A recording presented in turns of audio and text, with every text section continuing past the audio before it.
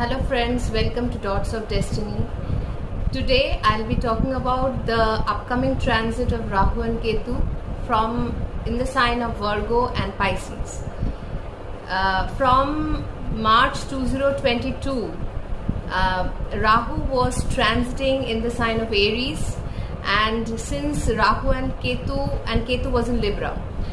Since Rahu and Ketu always moves backward, they are always traveling retrograde. So they start from the 29 degrees of the sign towards the first degree.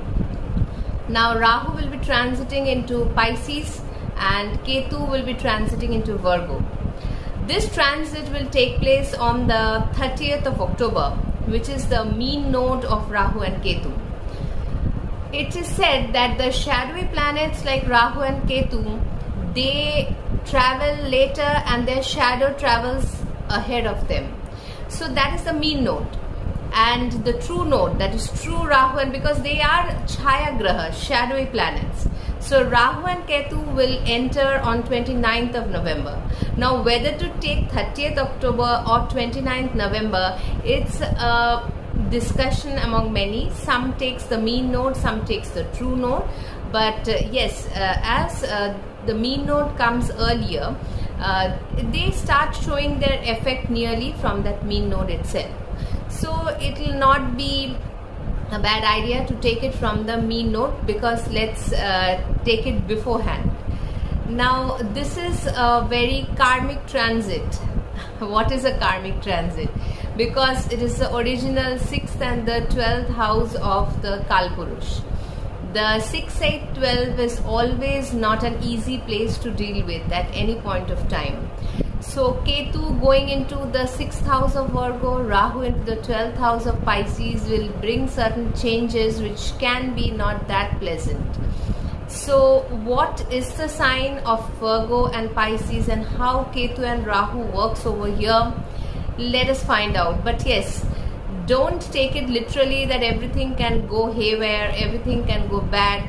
Nothing like that. I'm a very positive person. I believe personally that anything, if it goes wrong also, if it is handled carefully over a period of time, there rectifications can be made and a better condition can be reached. Having said that, let us start with the topic today.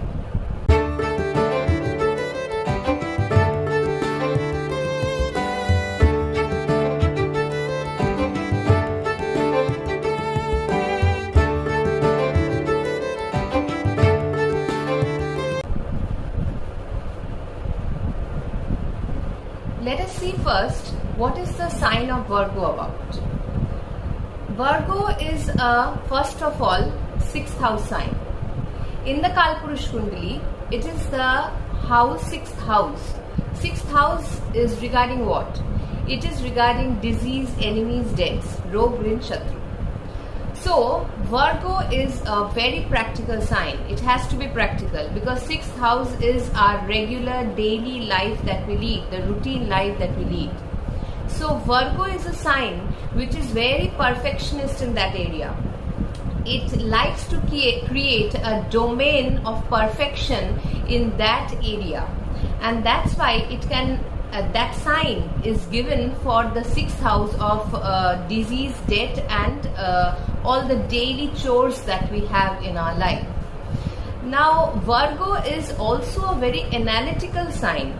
As Mercury gets exalted over here, Mercury is just not the ruler of Virgo, it also gets exalted in Virgo.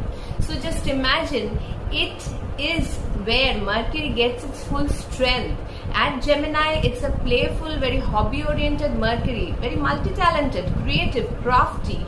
But in Virgo, it becomes very serious, analytical. Because in the 6th house, where you're dealing with disease, deaths and enemies, you have to be very analytical and you have to think with your brain all the time. That's why this Mercury is very perfectionist Mercury. So the person, whoever is having a Virgo very significant in their horoscope, that means, what I mean by that, a Virgo Lagna, a Virgo Moon, or amalgamation of planets in Virgo, you'll find those people are great perfectionists. They have cleaning obsession, perfection obsession, OCDs, all these things they'll have. So Virgo is that kind of a sign. Now Ketu is transiting into Virgo. Now what is the planet Ketu about? Ketu is a spiritual planet. It has nothing to do with the daily 3D life that we lead. It wants to go into seclusion, it wants to stay there, it wants to meditate, it wants peace, because it has no head. It has only the body or the lower part, and it feels from the heart. There is nothing to do with the brain and the senses. Ketu is deep delving into ourselves, knowing ourselves actually. Ketu is the planet, creates havoc in our life because it makes us dwell deep into our life so that we are able to know ourselves better. It's a mystical planet. Ketu, strong in a horoscope, will give an introvert kind of a personality, good photography maybe. Anything which is mystical, which is not seen with the eyes, can be felt, and it's directly to your consciousness. It has a link with your consciousness, which we avoid most of the time. Ketu is that planet which has to deal with all these domains. Now Ketu has a problem, is that it is our past life planet. So whenever Ketu is situated in a house, it brings the past life events into that house. And because we have done all those activities in the past life, we want to fidget with those activities to our maximum possibility, because actually we become very familiar with those activities. Suppose you have Ketu in the 3rd house.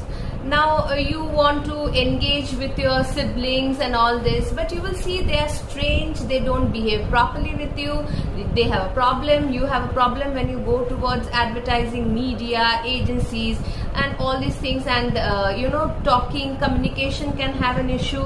You may not be able to express yourself properly. Also Ketu is the domain that we have had already done in our past lifetimes.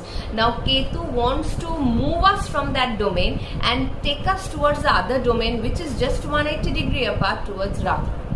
Now here Ketu in Virgo, just play the two things together. Virgo is a earthy sign, Ketu is a fiery planet. It's like Mars, like Kujavat Ketu. We have a saying, it goes Kujavat Ketu. So it is like Mars, very striking, lightning, very fast planet. So when this combines with Virgo, certain areas can be good. Sudden things can happen in that area of your life where Ketu will transit into Virgo. But the thing is that, suppose I'm giving an example. Ketu is going into the 6th house originally. Let us take us the Kalpurush Kundli.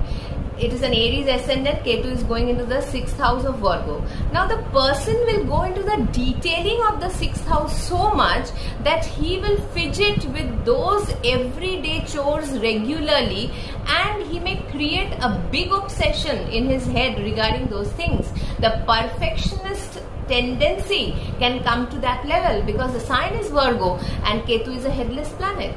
So both together actually they do not gel very well, because think of it, Ketu is a spiritual planet, it's a moksha karaka.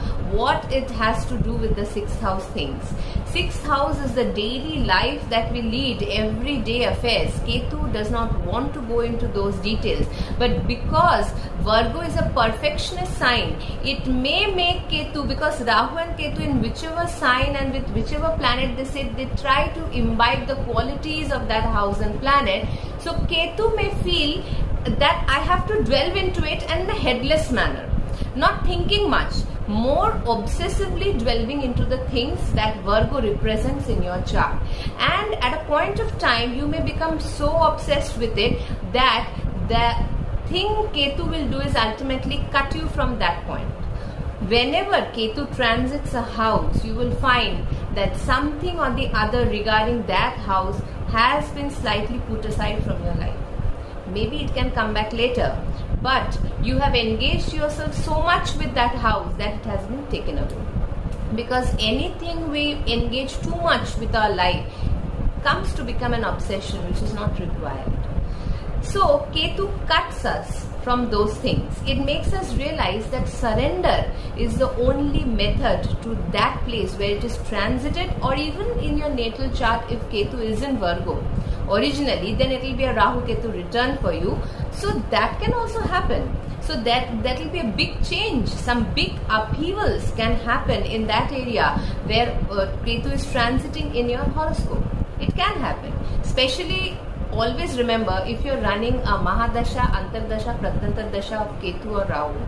But the thing is that, having said that, yes, a Mahadasha, Antardasha will give more prominent results, but since these are 18 months transit, quite a long time, till 2025 May, Ketu and Rahu will be transiting in this area of Virgo and Pisces axis. Some or the other result they will give in that area, that is for sure.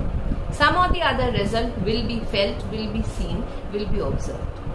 Now, when you get too much into this Ketu thing, which you have already done in your previous lifetimes, Ketu will shut that door and cut you off slowly from that area.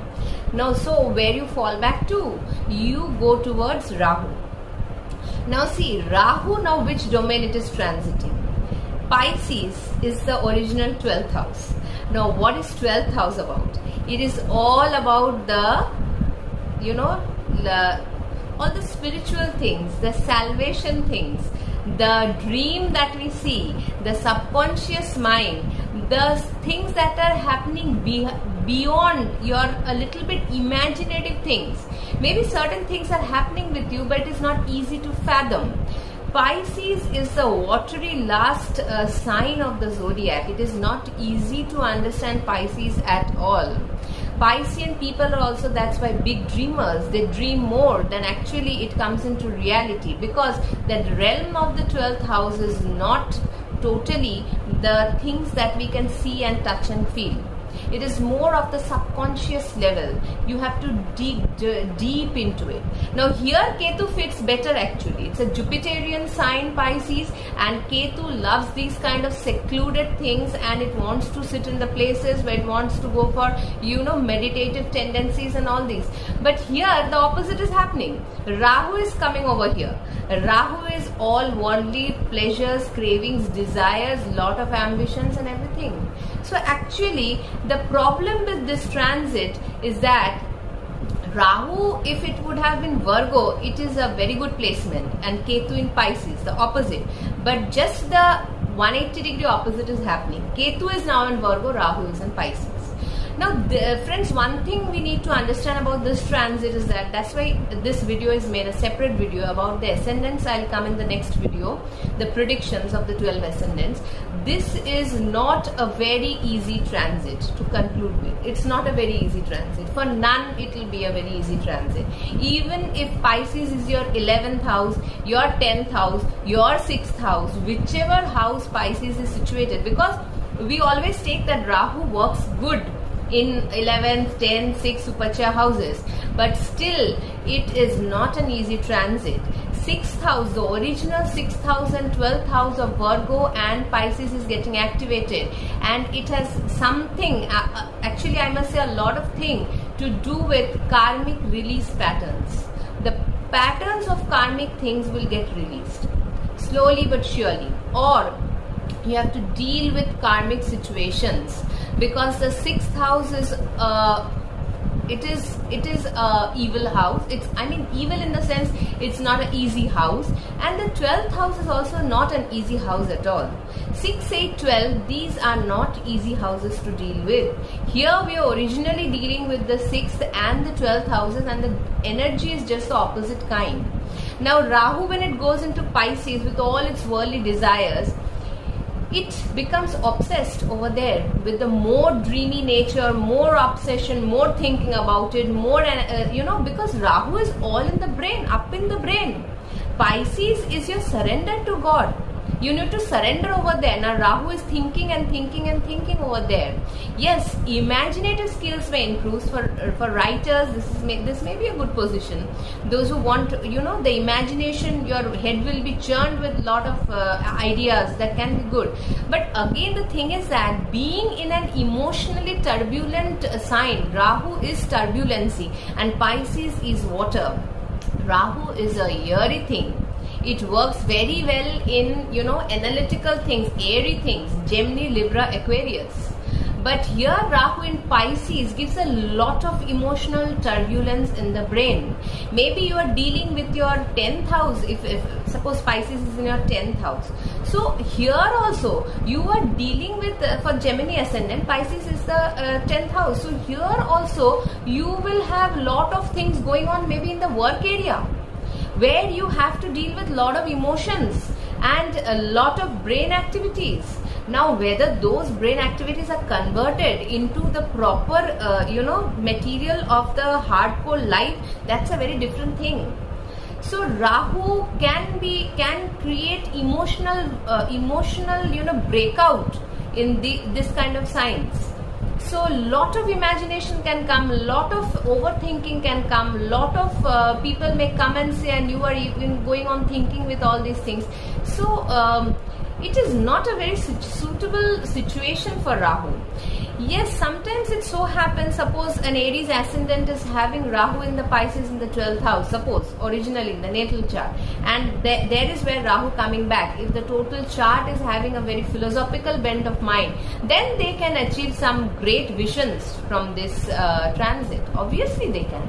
There will be lot of realization, lot of visionary of the 5 divisions, the consciousness raising program. One can go for yoga, healing, all these things, meditative activities. Actually, this transit of Rahu and Ketu can give such a flare up of different things in one person's life.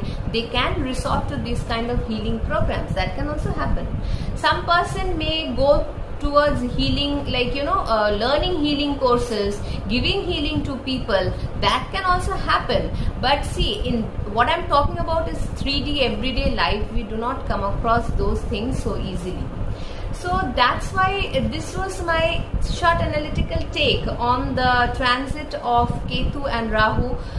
It is a bit difficult transit, friends. I'll be honest with you all that it is not easy to handle. Every one of us will go through some kind of things in this 18 months that needs very careful handling.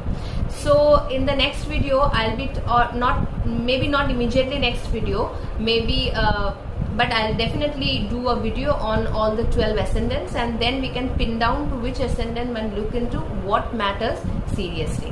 Hope you get some information from my video, friends. Have a good day.